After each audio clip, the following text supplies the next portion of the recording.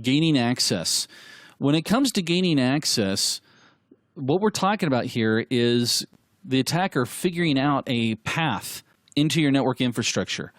And he's going to look at things such as getting in via your network, getting in via an operating system, or even possibly via an application.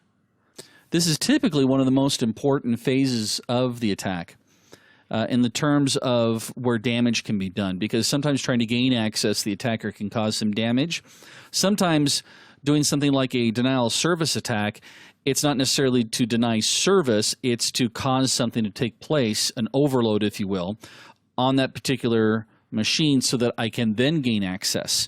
One of the most famous tools that we'll be talking about in one of the other courses here will be Metasploit, which is designed to, in most cases, overload a system to expose a vulnerability. And that would be our method of gaining access.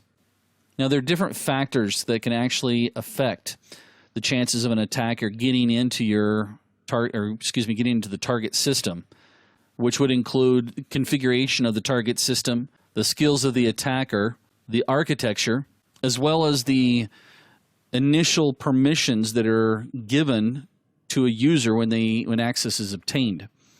Now, once we gain access, the goal of the attacker is to actually try to escalate our privileges of an account so that we can gain complete control of the target.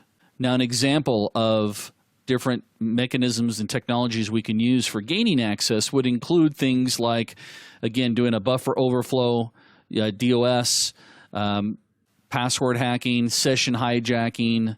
I can even go through and stop a service, and stopping that service could actually open up a vulnerability.